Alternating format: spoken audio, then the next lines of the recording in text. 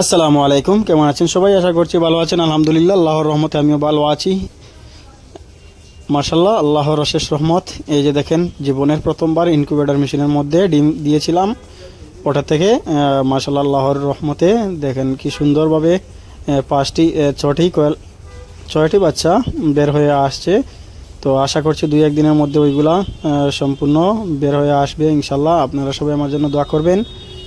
আর এখানে মোট আমি 100টির মতো ডিম দিয়েছিলাম। তো আজকে আমি 6টি বাচ্চা দেখতে পেয়েছি। আজকে বলতে আমি রাত্রে দেখেছি, তারপর দিনের বেলা ভাবলাম একটি ভিডিও করে আপনাদের সামনে একটি ভিডিও উপস্থাপন করি।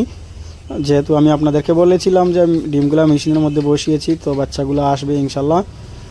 আসলে আমি আপনাদের সামনে আর একটি ভিডিও উপস্থাপন করব। তো আপনারা সবাই আমার জন্য দোয়া করবেন এবং আমাকে একটু সাপোর্ট করবেন যে আমি ওইগুলার থেকে ডিম থেকে বাচ্চা সংগ্রহ করেছি। তো আমি বড় করে করার একটু চেষ্টা করছি। তো আশা করছি একটা বড় মেশিন আনবো ইনশাল্লাহ। ওইটার মধ্যে বেশ পরিমাণে ডিম দিয়ে তারপর মেশিন থেকে বাচ্চা ফোটানোর চেষ্টা করব আর আপনাদের সবাইকে দেওয়ার চেষ্টা করব ইনশাল্লাহ। আর তার সঙ্গে আমি কোয়েল পাখিরও ডিম দিয়েছিলাম, ওইগুলোও আমি আপনাদেরকে এই ভিডিওর মধ্যে দেখানোর চেষ্টা করব। এই যে দেখেন, এই ছোটো ছোটো বাচ্চাগুলো অনেক সুন্দর, দেখতেও অনেক সুন্দর। আর এই যে দেখেন কোয়েল পাখির ডিম।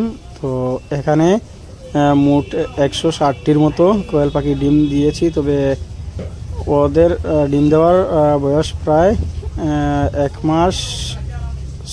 মাস না, 19 দিন হয়ে গিয়েছে। মাশাল্লাহ, 19 দিনে ডিমগুলা ফাটছে না, তো বাচ্চাও আমি পাচ্ছি না। তো একটি বাচ্চার মুখ দেখতে পেরেছি। আমি আশা করছি তো আরও আস্তে আস্তে আল্লাহর হুকমে ওইগুলোও বের হয়ে আসবে। তো আপনারা সবাই আমার জন্য দোয়া করবেন।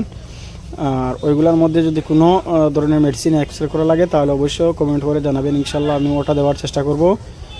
আর আপনারা সবাই আমাকে সাপোর্ট করবেন এবং আমার পেজটি ফলো করবেন এবং লাইক কমেন্ট করবেন। তার সঙ্গে যদি আপনারা কারোর কোয়েল পাখি অথবা কোয়েল পাখির ডিম লাগে তাহলে অবশ্যই যোগাযোগ করবেন ইনশাল্লাহ। আমি ভালো মানের কোয়েল পাখির ডিম অথবা কোয়েল পাখি দেওয়ার চেষ্টা করব।